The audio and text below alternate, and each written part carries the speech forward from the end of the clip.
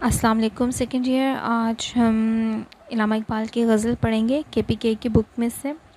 10 اشعار ہیں اس غزل کے. کوشش کرتی ہوں کہ ایک ہی لیکچر میں یہ ہو جائے، لیکن اگر تشریح زیادہ ڈیٹیل میں چلی گئی تو پھر اس کے میں پارٹس بنا دوں گی، پارٹ 1 اور پارٹ 2 میں ہو جائے گی. پہلے شعر کو دیکھتے ہیں. جنہیں میں ڈھونڈتا تھا آسمانوں میں زمینوں میں، وہ نکلے میرے ظلمت خانہ دل کے مکینوں میں. اس میں زمینوں اور مکینوں قافیہ ہے، میں اس میں ردیف کے طور پر استعمال ہوا ہے. علامہ اقبال کی شاعری چونکہ مظہر خداوندی کی عکاسی کرتی ہے، تو یہ پہلا شعر بھی اسی طرح سے ہے. اقبال اپنے رب کو تلاش کرتے ہیں، اور اس میں یہ پہلے شعر میں کہہ رہے ہیں کہ میں نے اپنے رب کو زمین کی تہ سے لے کر آسمان کی بلندیوں تک تلاش کیا، مگر مجھے میرا رب کہیں دکھائی نہیں دیا. اور دوسرے مصرعے میں پھر بتاتے ہیں کہ جسے میں ہر جگہ تلاش کر رہا تھا، جب وہ مجھے نہیں ملا تو ایک مایوسی اور نا امیدی کی کیفیت میں تنہائی میں گوشہ نشینی میں بیٹھ گیا اور خود سے ہم کلام ہوا. اپنے دل میں جھانکا کہ مجھے میرا رب آخر کہاں ملے گا. تو شاعر کہتا ہے کہ جب میں نے اپنے تاریک دل میں دیکھا تو میں حیران رہ گیا کہ میرا پروردگار میرے ظلمت خانہ دل، تاریک دل میں، سیاہ دل میں موجود تھا. مکین کہتے ہیں بسنے والے کو، رہنے والے کو. تو علامہ اقبال کہتے ہیں کہ میں نے جس رب کو زمین و آسمان میں ہر جگہ تلاش کر لیا، وہ تو میرے دل میں چھپا تھا. شاعر عاجزی و انکساری کا اظہار کرتے ہوئے خود کو اور گناہ گار کہہ رہا ہے کہ میرا دل میری سیاہ کاریوں سے سیاہ پڑ گیا ہے، تاریک ہو گیا ہے. جب انسان نیکی کرتا ہے تو دل روشن ہو جاتا ہے. تو اقبال کہتے ہیں کہ میں گناہ گار انسان ہوں، لیکن حیرت اس بات پہ ہے کہ میرا رب اتنا کریم ہے، اتنا رحیم ہے کہ وہ مجھ جیسے گناہ گار شخص کے سیاہ دل میں بھی موجود ہے. اس کی تشریح میں بچے آپ لکھیں گے کہ شاعر کا عشق خدا کو تلاش کی جستجو میں لے کر جاتا ہے. شاعر اپنے عشق کی بدولت اللہ تعالیٰ کو ہر جگہ تلاش کرتا ہے، لیکن جب خدا تعالیٰ اسے زمین و آسمان میں نہیں ملے تو عشق کی تڑپ ہی نے شاعر کے دل پر سے پردے اٹھائے تو اسے خدا نظر آ گیا. اس میں بچے پہلے مصرعے میں آپ دیکھیں جنہیں میں ڈھونڈتا تھا، اور آگے میں کا استعمال ہے آسمانوں میں زمینوں میں. صنعت تجنیس تام کا ذکر ہوا ہے. اور دوسرے مصرعے میں ظلمت خانہ دل مرکب اضافی کا استعمال ہوا ہے. حوالہ شعر اس کا دیکھ لیں. ارض و سما کہاں تیری وسعت کو پا سکے، میرا ہی دل ہے وہ کہ جہاں تو سما سکے. ایک اور شعر بھی اس میں آ جائے گا. ظاہر کی آنکھ سے نہ تماشا کرے کوئی، ہو دیکھنا تو دیدائے دل وا کرے کوئی. شعر نمبر 2. کبھی اپنا بھی نظارہ کیا ہے تو نے اے مجنوں، کہ لیلی کی طرح تو خود بھی ہے محمل نشینوں میں. اب اس شعر میں شاعر مجنوں سے مخاطب ہے. علامہ اقبال مجنوں سے مخاطب ہو کر کہتے ہیں کہ اے مجنوں، تم لیلی سے جو شکوہ کرتے ہو، تم لیلی سے کہتے ہو کہ وہ تو جب گھر سے نکلتی ہے تو پردہ نشیں ہو کر، پردے میں لپٹ کر نکلتی ہے، اور تم اسے دیکھنا بھی چاہتے ہو مگر اسے دیکھ نہیں پاتے. لیکن کیا تم نے غور کیا ہے کہ تم خود بھی لیلی کی طرح ہی ہو، تم بھی پردے میں لپٹے ہوئے ہو، تم خود سے غافل ہو، تمہیں اپنے بارے میں آگاہی نہیں ہے، تم اپنی خودی سے نا آشنا ہو. علامہ اقبال مجنوں کو دعوت فکر دیتے ہوئے کہتے ہیں کہ تم خود پہ غور و فکر کرو، اپنے آپ کو پہچانو، اپنی خودی کی کھوج لگاؤ، کیونکہ خود شناسی خدا شناسی کی طرف لے کر جاتی ہے. علامہ اقبال اس لیے مجنوں سے کہہ رہے ہیں کہ تم بھی تو پردے میں لپٹے ہو، جیسے تم لیلی سے شکوہ کرتے ہو کہ وہ پردے میں یا محمل نشیں ہو کر تمہارے سامنے آتی ہے. تو تم بھی خود کو جانو، تم اپنے آپ سے آگاہی حاصل کرو. اور ظاہر ہے جب کوئی بھی شخص خود کو جان لیتا ہے تو وہ اللہ تعالیٰ تک پہنچ جاتا ہے، اللہ تعالیٰ کی معرفت حاصل کر لیتا ہے. علامہ اقبال مجنوں کو کہنا یہ چاہتے ہیں کہ اگر تم اپنی خودی کو پہچان لو گے، اپنے آپ کو جان لو گے، تو پھر تمہارا محبوب صرف اور صرف وہ رب ہوگا جو تمہارے دل میں بستا ہے. پھر لیلی تمہارے لیے محبوب کی حیثیت نہیں رکھے گی، بلکہ تم اپنے حقیقی محبوب کو جو کہ دائمی ہے اس کو پالو گے.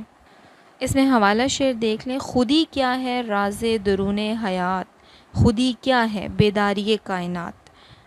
ایک اور شعر ہے. اپنے من میں ڈوب کر پا جا سراغ زندگی، تو اگر میرا نہیں بنتا نہ بن اپنا تو بن. اس پہ بچے اگر سند کے لحاظ سے دیکھیں تو سند تلمیح کا استعمال ہوا ہے اس شعر میں. شعر نمبر 3 اس غزل کا نہایت ہی آسان شعر ہے۔ مہینے وصل کے گھڑیوں کی صورت اڑتے جاتے ہیں، مگر گھڑیاں جدائی کی گزرتی ہیں مہینوں میں۔ شاعر نے اس میں فلسفہ محبت بیان کر دیا ہے کہ انسان جب شدت سے کسی کا انتظار کرتا ہے تو وہ انتظار کا وقت گزر کے نہیں دیتا، جبکہ محبوب کے وصل میں، محبوب کے ساتھ، محبوب کی موجودگی میں گزرے لمحات وہ اگر مہینوں پر بھی محیط ہوں تو اس سے لگتا ہے کہ کچھ لمحے محبوب کے ساتھ گزارے ہیں۔ وصل کی گھڑیاں مہینوں پر بھی مشتمل ہوں تو وہ لگتا ہے کہ چند لمحے تھے، چند ساعتیں تھیں، جبکہ کچھ گھڑیاں جدائی کی اگر آ جائیں تو ایسا لگتا ہے کہ وہ مہینوں گزر گئے ہیں اور محبوب کی صورت نہیں دیکھی اور اس سے جدائی میں ہے۔ حوالہ شعر دیکھیں، وصل کے دن کی آرزو ہی رہی، شب نہ آخر ہوئی جدائی کی۔ حضرت معانی کا شعر ہے، بڑھ گئیں تم سے تو مل کر اور بھی بےتابیاں، ہم یہ سمجھے تھے کہ اب دل کو شکیبا کر دیا۔ شعر نمبر 4 مجھے روکے گا تو اے ناخدا کیا غرق ہونے سے، کہ جن کو ڈوبنا ہو ڈوب جاتے ہیں سفینوں میں۔ اس میں بھی استفہامیہ انداز ہے۔ علامہ اقبال ناخدا جو ملاح ہے، کشتی بان ہے، کشتی چلانے والا ہے، اس سے سوال کر رہے ہیں کہ کیا تم مجھے ڈوبنے سے، غرق ہونے سے، فنا ہونے سے روک سکتے ہو؟ اور دوسرے مصرعے میں خود ہی اس کا جواب دیتے ہوئے اقبال کہتے ہیں کہ جن کو ڈوبنا ہو وہ سفینہ یعنی کشتی میں بیٹھے ہوئے بھی ڈوب جاتے ہیں اور نہ خدا یا ملا انہیں بچا نہیں سکتا۔ یعنی اس میں شاعر یہ پیغام دینا چاہ رہے ہیں کہ انسان کی قسمت میں، اس کی تقدیر میں جو لکھا ہوتا ہے وہ ہو کر رہتا ہے۔ کسی انسان میں اتنی اہلیت نہیں کہ وہ کسی مرنے والے کو بچا سکے یا کسی زندہ انسان کو موت کے گھاٹ اتار سکے، یہ سب خدا کے ہاتھ میں ہے۔ کسی کی موت، کسی کی زندگی، کسی کا فنا ہونا، آباد ہونا، یہ سب اللہ تعالیٰ کے ہاتھ میں ہے، اور جو انسان کی تقدیر میں لکھا ہوتا ہے وہ ہو کر رہتا ہے، انسان اسے بدل نہیں سکتا، وہ اٹل ہے۔ حوالہ شعر مدعی لاکھ برا چاہے کیا ہوتا ہے، وہی ہوتا ہے جو منظور خدا ہوتا ہے۔ دوسرے مصرعے میں ڈوبنا اور ڈوب صنعت اشتقاق کا استعمال اس صنعت میں کیا گیا ہے۔ ایسے الفاظ جو ایک ہی مصدر سے بنے وہ دونوں اس مصرعے میں، دوسرے مصرعے میں موجود ہیں، اس لیے یہ صنعت اشتقاق۔ شعر نمبر 5 جلا سکتی ہے شمع کشتہ کو موج نفس ان کی، الہی کیا چھپا ہوتا ہے اہل دل کے سینوں میں۔ شمع کشتہ بجھی ہوئی شمع، موج نفس سانس کی لہر۔ علامہ اقبال اللہ تعالیٰ سے سوال کر رہے ہیں کہ یا اللہ، ان کچھ خاص لوگوں کے دلوں میں کون سی ایسی آگ ہے کہ جب یہ اپنی سانس باہر نکالتے ہیں تو بجھی ہوئی شمع کو بھی جلا دیتے ہیں، بجھی ہوئی شمع میں بھی نور پیدا کر دیتے ہیں، شعلہ پیدا کر دیتے ہیں۔ ان کے سینے کس آگ سے دہک رہے ہیں کہ ان کی باہر آنے والی سانس ایسی چیزوں میں بھی روشنی پیدا کر دیتی ہے جو بے نور ہوں۔ تصوف سے جڑا ہے یہ شعر، اس میں علامہ اقبال حیرت کا بھی اظہار کر رہے ہیں اور اللہ تعالیٰ سے پوچھ رہے ہیں کہ یا اللہ، یہ اہل دل سے مراد یہاں اللہ تعالیٰ کے نیک برگزیدہ بندے ہیں جو اللہ تعالیٰ کی محبت میں دنیا تو ان کے لیے اہمیت ہی نہیں رکھتی، وہ خدا کی محبت میں اتنے ڈوبے ہوئے ہوتے ہیں۔ ان کے بارے میں علامہ اقبال سوال کرتے ہیں کہ یا اللہ، وہ آپ کے تو مقرب بندے ہیں لیکن وہ ایسے لوگوں کو بھی، ان کے دلوں میں بھی خدا کی محبت پیدا کر دیتے ہیں جو خدا سے غافل ہیں۔ تو شمع کشتہ، بجھی ہوئی شمع ہم کہیں گے ایسے دل جو ایمان کی روشنی سے بے نور ہیں، ایمان کی روشنی ان میں موجود نہیں ہے، لیکن ایسے لوگ صاحب نگاہ، نیک دل لوگ جب ان لوگوں پر اپنی نگاہ ڈالتے ہیں، اپنی نظر ان پر کرتے ہیں تو وہ ایسا شخص بھی خدا کی محبت میں گرفتار ہو جاتا ہے جو دین سے اور اللہ سے بہت دور ہے۔ عام لوگوں کی کہی بات اس پر اثر نہیں کرتی، لیکن جب کوئی صاحب نظر اسے دیکھتا ہے تو اس شخص کی دل کی دنیا ایک لمحے میں بدل کر رکھ دیتا ہے، اس پر معرفت کی پرتیں کھل جاتی ہیں اور وہ اپنے رب کی محبت میں دیوانہ وار خدا کی طرف چل پڑتا ہے اور اس دنیا کی محبت سے اس کا دل خالی ہو جاتا ہے۔ تو شمع کشتہ، بجھی ہوئی شمع، ایسا دل جس میں ایمان کا نور نہ ہو، لیکن ان لوگوں کی پھونک سے ان دلوں میں بھی ایمان کی روشنی، ایمان کی شمع جل اٹھتی ہے۔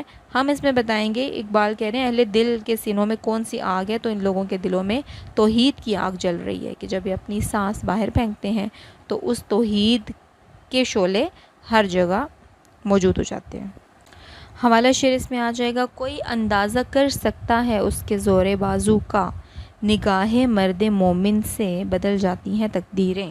نہ تو زمیں کے لیے ہے نہ آسماں کے لیے، جہاں ہے تیرے لیے تو نہیں جہاں کے لیے۔ شعر نمبر 6، نہ پوچھ ان خرقہ پوشوں کی، ارادت ہو تو دیکھ ان کو، ید بیضا لیے بیٹھے ہیں اپنی آستینوں میں۔